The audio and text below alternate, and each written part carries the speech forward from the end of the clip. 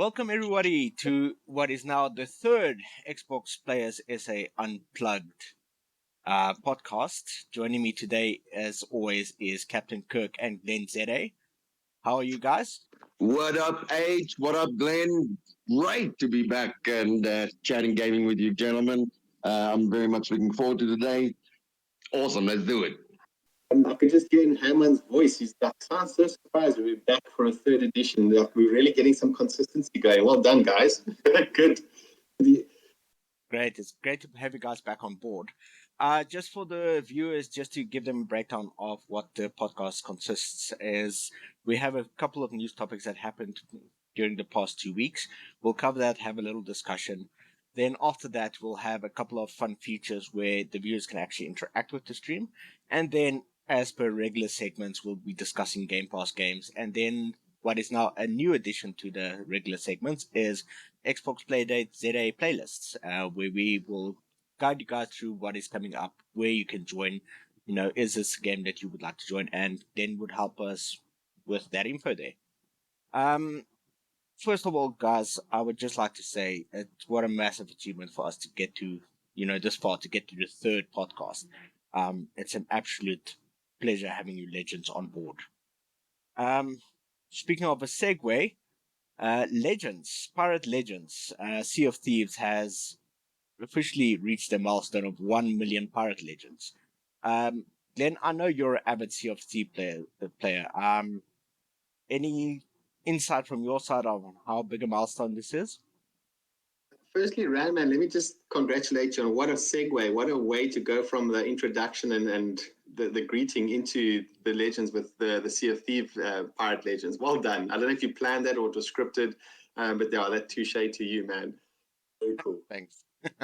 So yeah, we were very involved with Sea of Thieves from pre-alpha days, beta phase, with the Xbox MVPs, and we did a lot of hands-on with the team at Rare and the Xbox studio. The game came out in 2018 when it initially launched, and I know for us as a group of players that always play together, all the games that play together, we pushed as much as we could to reach Pirate Legend within the first year before their 1-year anniversary. With little content that was in the game, with all the PvP that was happening, I think we still managed to do it before the 1-year anniversary mark. There was a special item or a tankard or something you would receive if you hit Pirate Legend before their 1-year anniversary. Fast forward to 4 years now that Sea of Thieves has been around, and really very rich in content and new seasons that they release now quite often. I saw yesterday they posted that, wow, they've hit 1 million Pirate Legends. And to be fair, they've had a couple of these gold hoard weekends where you get double gold, double reputation. That definitely helps the players boost and get their ranks up. But I think TFT's announced not too long ago, they hit the 10 million player mark. Obviously, Game Pass doing phenomenally well there. It was released on Steam as well as on Xbox Game Pass for PC. But to hit 1 million Pirate Legends, that is quite a phenomenal milestone. So props to any Pirate Legend out there. There's got access to Athena's now, the special quests, the special voyages. For me, just to go back to your question, I think it's really, really special that they've hit that mark of 1 million Pirate Legends. That is quite phenomenal. Kirk, I know you played Sea of Thieves first back when it came out. I don't know. Have you hit Pirate Legends yet? Are you one of the 1 million players? No, so yes, that's right. I played it right in the beginning, and I fell off that boat really quick. I am super happy to hear reaching a 1 million player. I think that's incredibly special. I'm very happy for the guys at Rare because they have been putting in a ton of extra effort into the game since I played last.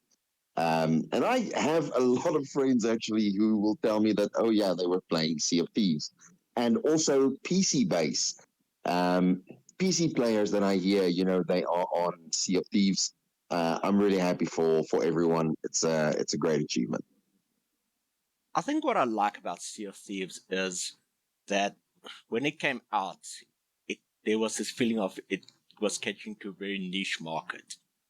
It's not the typical game that you saw at the time. the trope at the time was open world, was first person shooters, it was action adventure games. Where Sea of Thieves was a create your, it was sandboxy, it was a create your own adventure situation. And over the years, with all the updates that came out, I think Rare really shows that, since going to Microsoft, that Microsoft gave them the freedom to create the game that they wanted to play. While everybody thought like this was, this is very niche, this won't sell. They turned it around and turned it into a player base that's consistent, 3-4 years later. Glenn, from your side, from Alpha days, how much has the game changed up until this point? Yeah, it's quite crazy to see how rich in content the game is now. From cosmetics to weapons to exclusive emotes, the Emporium where you can go and purchase sails and anchors and all these different cosmetic items that don't enhance gameplay or give you an advantage. It's just their cosmetics. To think how much they've even got the Pirate's Life there, which is from the Pirates of the Caribbean. You can actually go and play and interact now with NPCs and follow storylines. I think Joe Neat, who's the producer there at Rare, has really, really done exceptionally well making this evolving game. I say evolving now because I just glanced at my show notes that in 2021 they actually won. It was the British Academy Game Awards for the best evolving game for 2021. And that's just testament to what they've done at Rare and for Sea of Thieves. They've taken this game where you go on a voyage, you can do it solo in a sloop, or you can get your crew on a massive galleon 4-man ship.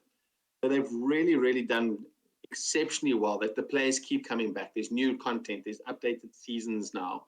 There's special community events, there's Twitch drops. So you can watch fellow Sea of Thieves streamers and just receive in-game rewards, some limited items.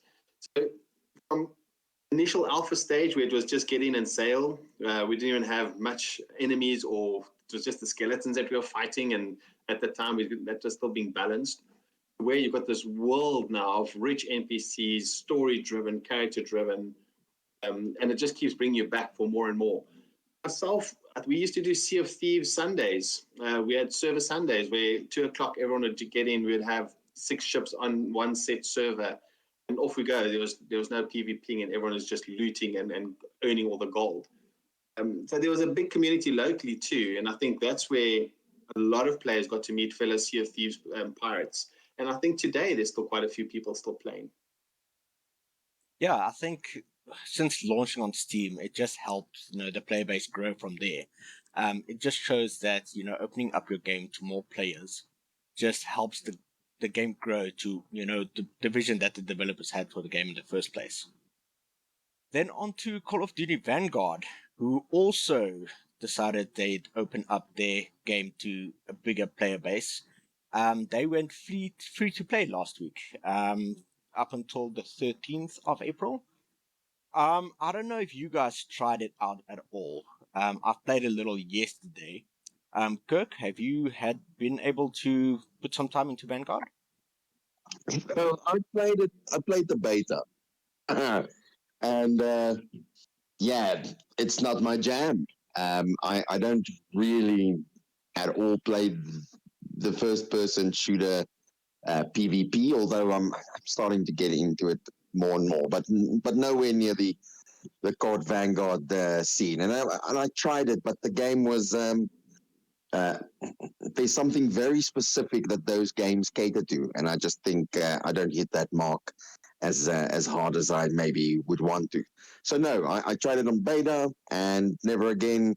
I've been hearing just ever since then. I don't think I've heard a lot of good things about COD, Vanguard specifically, and yeah. So I think them opening it up for some free play day, I hope that made people curious about the games and go check it out and maybe decide to stick with it. But that one's not for me. And Glenn, from your side, I think the last Call of Duty that you actually put proper time in was World War II. You've obviously played some Warzone since then. I don't know if Vanguard is, or Call of Duty for that matter of fact, is something that catches your attention specifically. I've got a funny love-hate relationship with Call of Duty franchise. Many years, started as a casual player, became an esports player myself, so we took it quite serious, played competitively, and then ended up managing a team, a young team with Energy Esports, where it was just all about competitive gameplay, COD World Cup, qualifying sessions, and all those things. I've always been very close and had a very strong affinity with the Call of Duty franchise. I think in recent months, maybe the last 24 months, they've hit this murky water where obviously Warzone is infatuated with cheaters and guys using aimbot, and obviously the crossplay between PC and console. It's taken away that fun experience when you're getting online. You just keep on hearing of how many accounts get banned every month from Activision. It's like 70,000 accounts, 20,000 accounts. That's something you don't want to do. You come home after work, long day, after school, studying, all those things. You get online to have some fun, and you're getting taken out by hackers. So that's the bad side of it. But looking at what they did now for the past 2 weeks, going free to play for Vanguard, I think Reloaded is what their season 2 is. I think it's great. Gives players that opportunity to download the game. You don't have to go fork out money, buy it, pay for a full game. Go and try it yourself. Is it something for you? Like Yanni just said, now it's not his cup of tea. He did try it out. And I think more and more games should be doing that. They did it in the olden days. I was going to say olden days in air quotes here.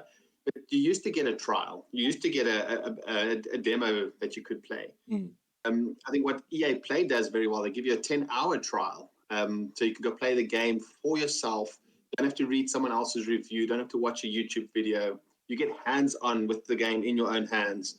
And I think that's very clever of Activision to do it with Vanguard. And hopefully it does up their player base and the right kind of players that they need. The problem when I played yesterday was that, well, when I bought Modern Warfare, which was the last COD that I bought, and there was free to play weekends during that game's launch cycle as well. The problem is you'd never see the lobbies fill up quicker. You'll never see the player base grow, and I couldn't understand why. When I logged in yesterday, I realized why that was. It's a little bit unfortunate actually, because you don't get to play the popular modes like team deathmatch or search and destroy or whatnot. It's all the game modes that doesn't get played. I think it's more of giving the players a feel of what the game is like, and then hoping on the back of that they'd actually go ahead and purchase it. Which is, what, 7-8 months long down the line, it's still full price. Which is not surprising for COD games, because you'd still find old games like Modern Warfare, World War II at least, still going for full price at $1,000, £1,000, sorry. So I feel like this is more of just, getting players to try the game out and then hoping they'd buy it at the back of it, instead of getting the players to come in, bolster the lobbies, make the experience fun for everyone. Just on that note there, Ranman, I know with Vanguard, they've made all content available for the multiplayer aspect for the 2 weeks. I do know that there's, let's see, one of the, I think Charlie Intel actually released like full patch notes of what players can expect. So it's even a different download from the standalone version or the game that you do purchase from the store. There's a different game that you've got to go and search for to get the free version, or the trial version, I should say. But moving on to Fortnite, gentlemen. Last week, or was it at the beginning of the season, when they introduced no build mode? It seems like that was quite a popular decision. Glenn? Now, Ranman, this is really, I think, caught the diehard Fortnite players off guard.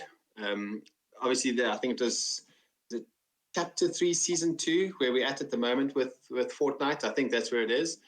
And they came out and they said, guys, sorry, zero build. That was there for a couple of weeks, I think 12 days in total, actually, at launch.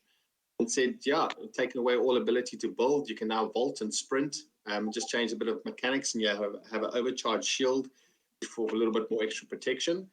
And I think players have definitely been divided, and there's two groups. One is very pro builder, and the other is like team no build. Let's just go and show our gun skills. And I think a lot of players really flock back to Fortnite because of that. There's not that deterrent of having to build towers and hotels to be able to survive in a game now. It does come down to gun skill and avoiding enemies. So I, for one, really do like it, and I'm happy to hear it's a permanent mode now. Epic have heard the community, they've heard the cry, and now it's a no build is here permanently to stay as a game mode for solos, duos, trios, and squads. Kirk, on the back of this, we've actually had the opportunity now to host another Fortnite lobby under the Xbox Players SA banner. It's going to be no build. Popular decision from your side? I think it will be, and we'll probably see our highest number of players joining that jam session, the one that Andre's putting together now later this month. So yeah, bring your best gun skills. Don't even worry about building, and come have some fun with us on a Saturday, end of April. And CptnKirk, something you are going to join, obviously. Absolutely. I haven't played Fortnite since like long before December last year. And I was just kept so busy with excellent games, big names and indie games. And when this update launched, curiosity definitely made me switch it back on. And I just want to tell anyone who has never played Fortnite and just heard about the building, blah, blah, blah. This game is incredibly built. It is a amazing game from every single aspect of it as well. Now that there's no build, if the building was intimidating, like Glenn said, show off your gun skills. The mechanics are so smooth. I'm having an extreme amount of fun. Fortnite, there's a reason why they are the king in this space, and it's not just because it's a bunch of very young children playing the game. It is an incredible game. And now on to the feature segment where the gamers can interact with us as well. It's going to be namely Name That Game and Whose Lies It Anyway. So the first clip I'm going to play for you is going to be a theme song from a game. Your job is just to guess where it's from.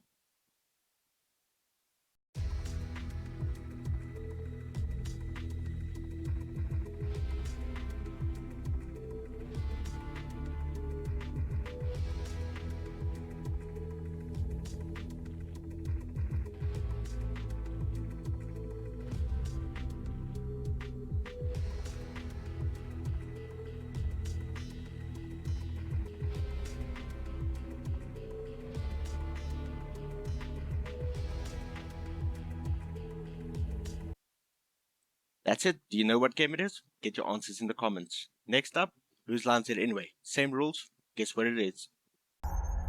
Right? The healthy human mind doesn't wake up in the morning thinking this is its last day on Earth. But I think that's a luxury, not a curse. To know you're close to the end is a kind of freedom. Good time to take inventory. Outgunned, outnumbered, out of our minds on a suicide mission. But the sand and rocks here, stained with thousands of years of warfare, they will remember us for this.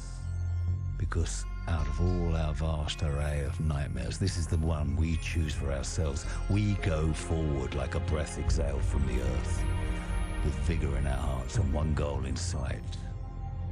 We will kill him. That's it from the feature mode, guys. Get your answers in the comments and we'll see if we can get some prizes in future. And then just moving on to what is a regular segment is games coming and leaving Xbox Game Pass. We are a bit early on the ship this month, gentlemen, where we only got the news, thanks to Glenn, today, as of recording. I'm just going to pop over there so we have the list up. So, available from today, which is effectively the 5th of April, is Cricket 22 and MLB The Show 22. CptnKirk, that's the second year in a row where MLB The Show is coming straight to Game Pass, day one. That's good news, obviously. Excellent news. I tried it out. I thought the game was really, really, really cool. However, baseball, not very much my style. But anyone who is into baseball, we're very, very, very lucky that the game stopped being a PlayStation exclusive and is now available for Xbox players as well. Uh, any sport game, if you love sports games, you have to go check this out and give it a proper try. Um, I'm very excited about that. And cricket, I'm not a really big cricket player or cricket watcher, but I find myself playing cricket games on my phone every now and then. So I think I want to take it up a notch, and I can see I'm going to be sinking in some time into cricket 2022. Watch this space. Then, Glenn, just going through the remainder of the list of the known games coming to Game Pass this month is Chinatown Detective Agency on the 7th of April, Dragon Age 2 also on the 7th, Plants vs. Zombies Garden Warfare also on the 7th, and then Star Wars Squadrons on the 7th as well. Anything from this list that you are excited to see on Game Pass? Before I jump in there, I just want to just touch again on cricket. If the guys go have a look at the Facebook group, there's quite a good, decent amount of conversation around the cricket that's now come on Game Pass. Some good information there too to help you decide if you want to download it or not and try it out on Game Pass. I think we can even link that, Herman, directly to that conversation. I will. Some quite a good bit of information shared amongst the community. Yeah, for the 7th of April, I think a lot of it is EA Play. So obviously Dragon Age 2 caught my eye, as well as Star Wars Squadrons. I never ever picked it up initially. That's something maybe coming with May the 4th, the whole Star Wars Day. Maybe jump in and go play some Squadrons and get some sentimental value out of the game while it's on Game Pass. Plants vs. Zombies has always been a fan favorite of mine. It's a different kind of shooter. I just love the animations, just love the cartoon character style. Yeah, I think that's something you want to pick up, a nice couch co-op as well. Plants vs. Zombies Garden Warfare is really a lot of fun. And then on the 12th of April, we've got Life is Strange True Colors, which is a very popular franchise. I am a bit surprised that it's coming straight to Game Pass, but I'm sure most people would be excited about that. Following that, on the same day, would be Panzer Crops 2, which is coming to PC, and then the Dungeon of, you need to help me pronounce that, Naholberg. I was waiting to hear how you're going to pronounce that. That's also coming to PC. I think you should just get an achievement for being able to pronounce that title. I can edit that in achievement. And then on the 14th of April, the last one that we have on this list is going to be Lost in Random, which is also an EA Play title. I think this is an exciting lineup. I think the big winners there is definitely Life is Strange, as well as cricket and MLB. Then obviously going over to games leaving April. Some of these are self-explanatory as their sequels have joined Game Pass already. MLB The Show 21, they will be leaving following MLB 22 coming in today. Rain on Your Parade. Not a game that I've had the opportunity to try on, along with The Long Dark and Pathway. Any of those games that you guys had the pleasure of trying out or sad to see going? I haven't played any one of them, so yeah, c'est la vie. Yeah, I'm in the same boat there as CptnKirk. Didn't touch any one of those on Xbox Game Pass while they were available. Yeah, off they go. They're leaving on the 15th of April, so you've got a few days left to try it out. And then the last one on the list for games leaving Game Pass is F1 2019. This one I would have expected to leave last year already, with 2020 already on Game Pass. But yeah, that's going off with 2020 and 2021 still being available on Game Pass itself. What's interesting for me, Ranman, is how they're cycling games out and games in. Obviously, like a newer, more up-to-date version of the game for like F1. Last week we got F1 2021 on Game Pass, which is really fantastic. And then obviously makes sense that 2019 will give way, but I think F1 2020 is still on Game Pass too. Then, Glenn, a segment that you get to be the star of. Let's talk Xbox Playdates ZA. So we've announced our April lineup. I can just quickly run through that list of what we've got, what planned for the month of April with our Playdate hosts. So just to bring everyone up to speed, we do Playdates at 8 on a Wednesday night every week. And this is a different multiplayer game across Xbox, a game that we feel that the community will enjoy or gets a lot of requests. So for the 11th of April, we got Apex Legends. Obviously, this got a little bit of treatment for the Xbox Series X and S update. Nice little polish that they've added to the Apex Legends. So that is, sorry, not the 11th, the 13th. But my date's all muddled. That's the 13th. Then that Friday, because there's no F1 for that race weekend, we'll be doing Forza Friday. We get together at 8 o'clock on a Friday night, and we either knock out some of the weekly or seasonal challenges, or we do like drifting, or we go and do some dirt or off-roading or cross-country for an hour together with other Forza fans. The 20th of April is Worms Battlegrounds, a little fun co-op or multiplayer game that you get a lot of laughs during our sessions. And then that Friday, the 22nd, we'll be going to Italy to race Imola for our F1 Playdate. Then ending off the month, I'll just touch on that. We've got Splitgate, not a very popular game, but it is a free-to-play game. I recommend downloading it, not a very big download. If you kind of enjoyed Portal, if you like Halo, it's kind of a mashup of the two. You've got portals that you can open and create and teleport and shoot enemies in the back. It's pretty fun. And then we end off the month, the 29th, with another Forza Friday because there's no F1 on that race weekend.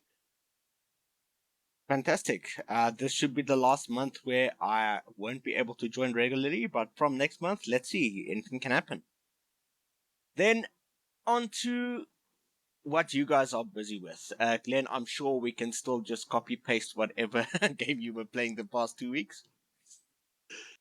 Yeah, I don't know how healthy it is, Herman, but just before tonight's show, before we jumped on here, I had a look at my Elden Ring game time. So I've now started a second character. My first one, I've done 400 hours. I did 6 journeys, completed each different ending.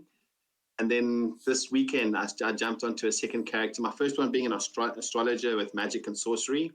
And now my second character, I'm 12 hours in and I'm doing a backstabbing vagabond assassination.